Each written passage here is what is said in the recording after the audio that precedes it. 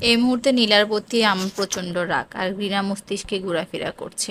নীলা ছলছল চোখে আমার দিকে দাঁড়িয়ে আছে, ওর গালে আমার মারা জ্বরের দাগ বসে আছে। নীলা আমার সাথে এটা করতে পারলো? চাইলে তো তখনই বলে দিতে পারতো, যখন আমি তাকে জিজ্ঞেস করছিলাম যে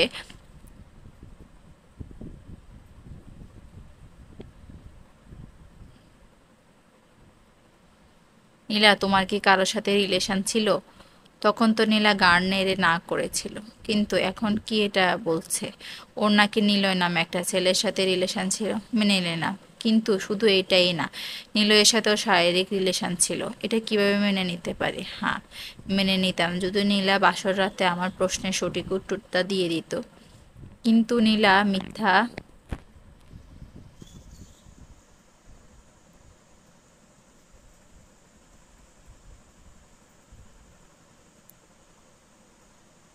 মিথ্যে বলেছিল সেদিন। খুব বাজে একটা কাজ করেছে ও, এটার কোনো ক্ষমা নেই, ওকে শাস্তি পেতে হবে। এদিকে নীলা পায়ে ধরে বসে রয়েছে। আদি, আমাকে ক্ষমা করে দাও। আমি তোমাকে বলতে চেয়েছিলাম, কিন্তু তোমাকে যতবারই বলতে গিয়েছিলাম ততবারই তোমাকে হারানোর ভয়টা আমার মনে ঢুকে যায়। তুমি আমাকে ক্ষমা করো প্লিজ। ক্ষমা? তোমাকে? কখনোই না। তুমি যেটা করেছো সেটা আমার কাছে ক্ষমার অযোগ্য।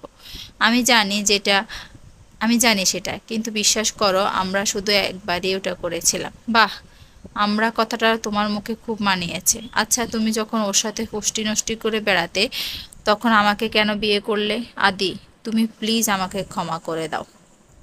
আচ্ছা, ভালো কথা, কিন্তু তুমি আজ নিলয়ের সাথে দেখা করতে গিয়েছিলে কেন? ও বেশ কয়েকদিন থেকে আমাকে কন্ট্রাক্ট করে বলছিল যে আমাদের আগের রিলেশনের কথা তোমাকে বলে দিবে।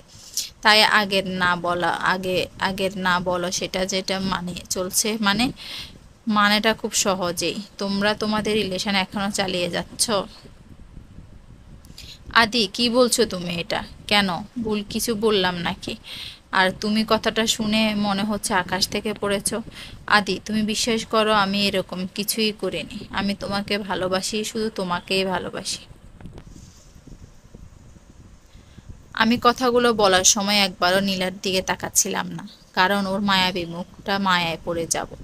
আর নীলার কণ্ঠে কান্নার আভাসটা আমি বেশ বুঝতে পারছি। ভালোবাসা?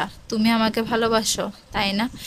তাহলে তুমি নীলয়ের সাথে ফষ্টি নষ্টি করছো কোন ভালোবাসার খাতিরে? আদি, তুমি বিশ্বাস করো, আমি শুধু ওর ব্ল্যাকমেলটা বন্ধ করার জন্য ওর সাথে দেখা করতে গেছি। বিশ্বাস? তাই না? বিশ্বাসের কি মূল্যটাই দিলে তুমি। তুমি বিয়ের আগে যখন ছেলের সাথে এসব নষ্টামি করতে পেরেছো, বিয়ের পরে কেন নয়? আদি, আমি কারোর সাথে কোনো কিছু করিনি। আমি তো তোমাকেই ভালোবাসি। আর আমাদের এই ভালোবাসাটা টিকিয়ে রাখার জন্য আমি নিলয়ের সাথে দেখা করতে করতে গিয়েছিলাম। কি ভেবেছো তোমার এই সাজানো মিথ্যে আমি বিশ্বাস করে নেব? ইম্পসিবল। তোর মতো নষ্ট মেয়ের মুখ দেখতেও আমার ঘৃণা করে। ছাড় আমার পা ছাড় বলে লাথি মারলাম। নীলা পা ছাড়লো না। আমি চলে যাচ্ছিলাম নীলাকে টেনে হিঁচড়ে। নীলা তবুও আমার পা ছাড়ছে না। পায়ের কাছের প্যান্টের অংশটা ভিজে ফেলেছে ওর চোখের পানি দিয়ে। এতে আমার কিছু যায় আসে না। ওর এরকম একটা কাজ করতে পারলো, তাহলে ওর পেটের বাচ্চাটা কার? নিলয়ের নয় তো? না না, এটা হতে পারে না, ওটা আমার বাচ্চা। হ্যাঁ, নীলা প্রেগনেন্ট, 5 মাসের। আদি, আমাকে ক্ষমা করো প্লিজ।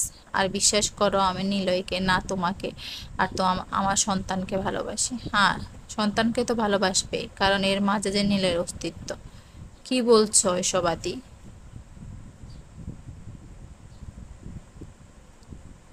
হ্যাঁ, যেটা শুনেছো সেটাই বলেছি। এটা আমার সন্তান না, তোমার প্রেমিক নিলয় আর তোমার সন্তান।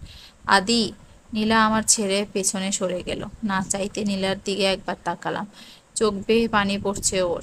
সে সেটা বলার বাকি ছিল, এটুকু বিশ্বাসও তোমার নেই আমার উপর?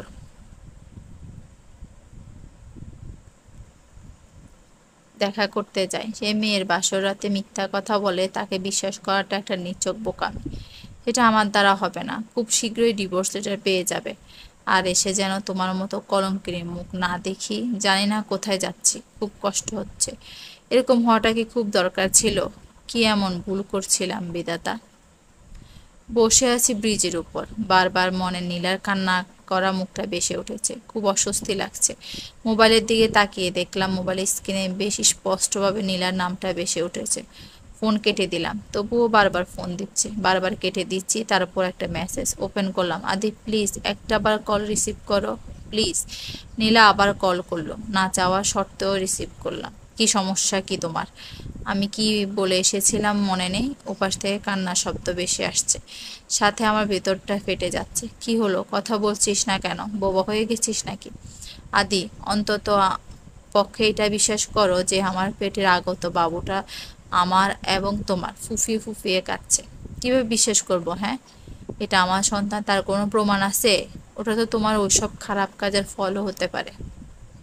না আদি, ওটা শুধু তোমার আর আমার বাবু, আমি বিশ্বাস করি না।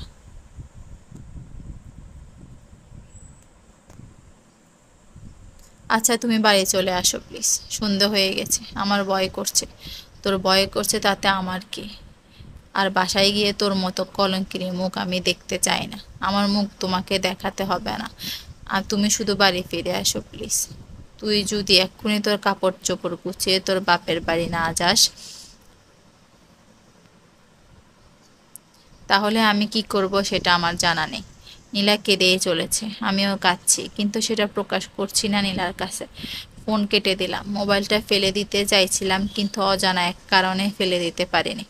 মোবাইলের দিকে তাকিয়ে আছি, নীলার একটা মেসেজ বা ফোনের অপেক্ষা করছি। কেন করছি তাও জানি না।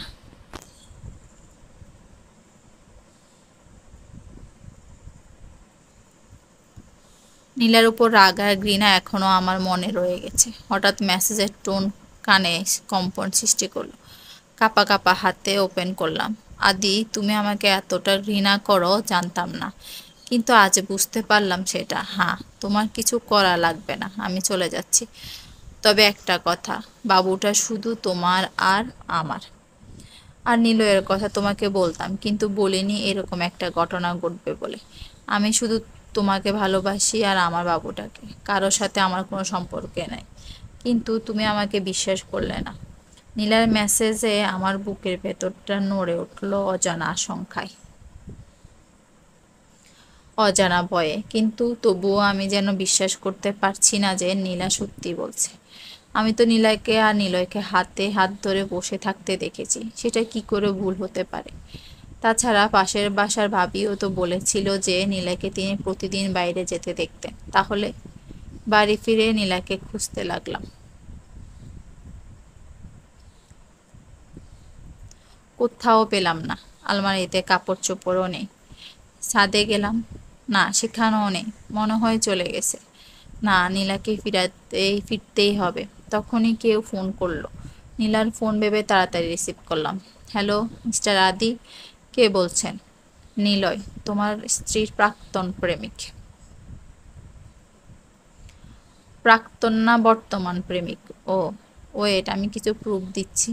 ফোন কেটে দিল। মেসেজ আসলো কয়েকটা, এসএমএস এসেছে। ওপেন করলাম, যেটা দেখলাম তাতে আমার মাথায় যেন আকাশ ভেঙে পড়লো।